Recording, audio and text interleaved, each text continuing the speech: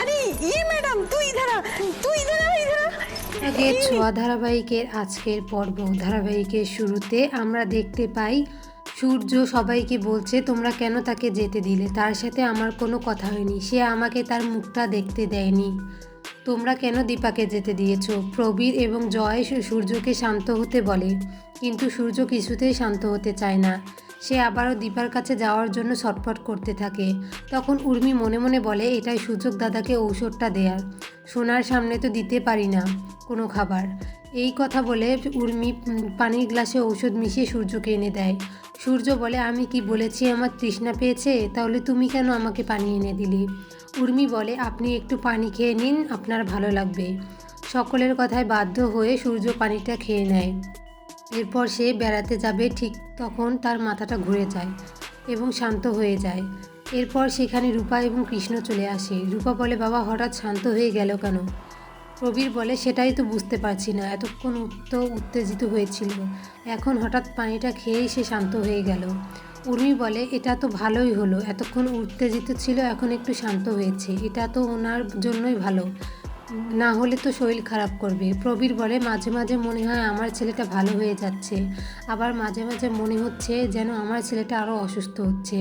সোনা বলে তুমি চিন্তা করো না দাদু ভাই, আমি বাবাকে খুশি রাখার জন্য ব্যবস্থা করব, সামনে তো বাবার জন্মদিন আসছে, আমরা বাবাকে খুশি রাখার জন্য সব কিছুই করব।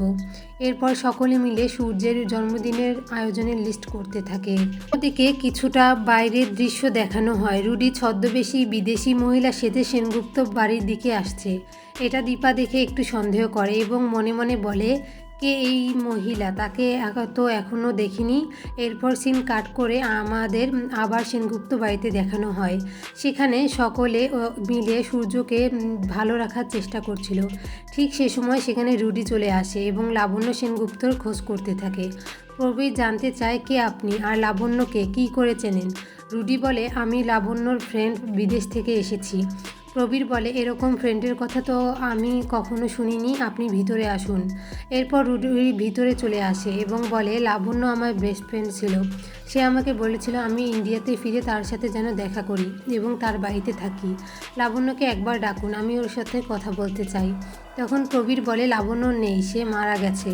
এরপর রুডি লাবণ্য সেনগুপ্তর ছবির কাছে যায় এবং সেই ছবিটা নিয়ে কান্নাকাটি করে আর ইচ্ছে করে ছবিটা নিচে ফেলে দেওয়ার চেষ্টা করে, কিন্তু সেই সময় দীপা এসে ছবিটা ধরে নেয় আর সূর্য দীপার হাত থেকে এই ছবিটা নিয়ে নেয়।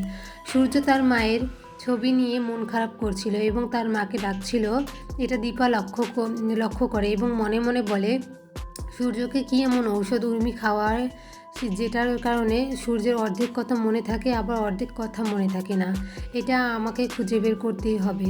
এরপর আমাদের রুডিকে দেখানো হয়, সে লাবণ্য লেখা একটা চিঠি সকলকে দেখায়। তখন জয় ওই চিঠিটা দেখে সকলকে বলে এটা তো মায়ের হাতের লেখা। বা মনে মনে বলে এই মহিলাকে সন্দেহ লাগছে, কিছু একটা রহস্য আছে, আমাকে সেটা খুঁজে বের করতেই হবে। শেষ সিনে আমরা দেখতে পাই দীপা চা বানাচ্ছিল, তখন উর্মি এসে তাকে দ্রুত চা বানাতে বলে। দীপা বলে মালকিন একটা কথা জিজ্ঞেস করব। উর্মি বলে হ্যাঁ বলো। তখন দীপা বলে তোর বড় জায়ের স্বামী সব কিছুই ভুলে যায়, তোরা আবার নতুন করে তাকে সব কিছু মনে করিয়ে দিস, কিন্তু তোরা তার বউয়ের কথা বলিস না কেন, মনে করিয়ে দিস না কেন। দীপার মুখে এই কথা শুনে উর্মি তো অবাক হয়ে যায়।